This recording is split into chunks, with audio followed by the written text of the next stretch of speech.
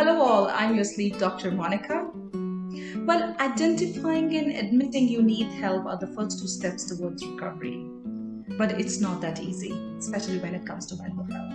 Most people who live with mental disorders are blamed for their condition, and their symptoms are referred to as just a phase or something that they need to get over with. At times, they're accused of seeking attention and at some point even discriminated against when it comes to employment. Essentially, the persistent perception is that people with mental health disorders are strange, they are different, they are broken, or even dangerous. This phenomena is referred to as the mental health stigma, and it encompasses a lot of misunderstanding and is highly problematic one. My point is that people do not hesitate to properly treat their physical condition. They do not shy away from getting their physical condition treated, be that diabetes or obesity or hypertension or heart disease or cancer. But most still carry the faulty, distorted, and painful belief that their depression or their sleeping problems or their anxiety or trauma is somehow less valid and deserving of attention and care. Physical condition or physical health is prioritized for almost everyone. So, why isn't mental health treated the same way? Well, historically speaking, mental health has always been viewed as secondary to physical health. While it is hard for me to pinpoint why exactly we have all been conditioned to think that way, one explanation coming to my mind is the idea that others' feelings are more important than our own, others' idea of us is more important, and that there is shame in airing your stress or your anxiety or your depressive or disturbing thoughts or your suicidal thoughts. I see people wearing sleeplessness as a badge of honor. So, people with mental health conditions are pushed to hide their condition under the guise of respectability. And the thing is that nobody wants to be judged, and people with mental health conditions are afraid of being judged, especially by their parents, by their family members, by their friends, by their colleagues, by the society who they think might look down on them for their weakness, faults, or for simply being different. Unfortunately, it usually takes a tragedy to change people's minds. The coronavirus outbreak, one of the world's most tragic events to date, has put us all in a very unique position. We all are sailing in the same boat. For the first time in a long time, everyone has been under lockdown or into quarantines since several months. And we are seeing the conversations behind mental health finally start to open up. People are seen talking about mental illnesses publicly, and there are celebrities who are coming forward revealing their struggles with mental health in the past.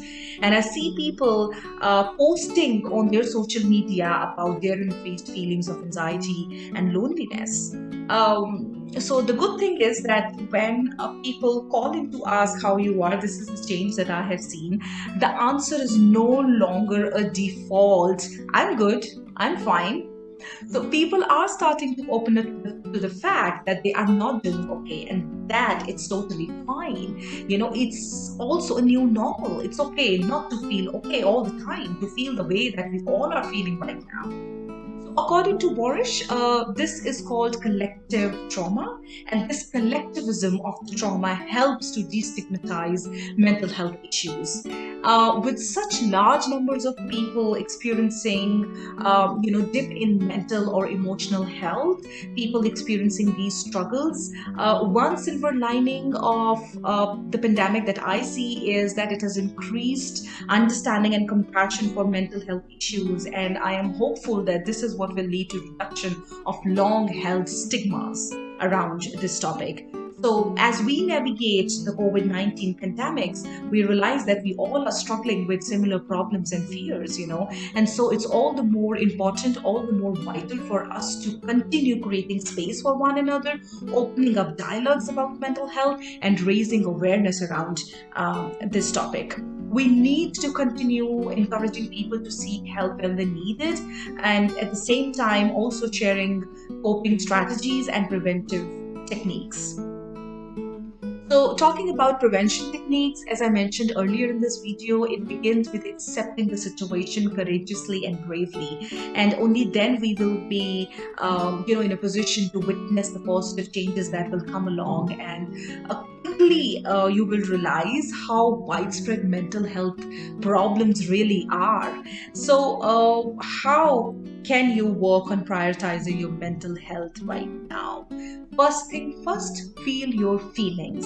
And that's exactly what we talked about in my last video. We talked about being mindful and paying more attention towards this internal dialogue and internal conversations that we have with ourselves.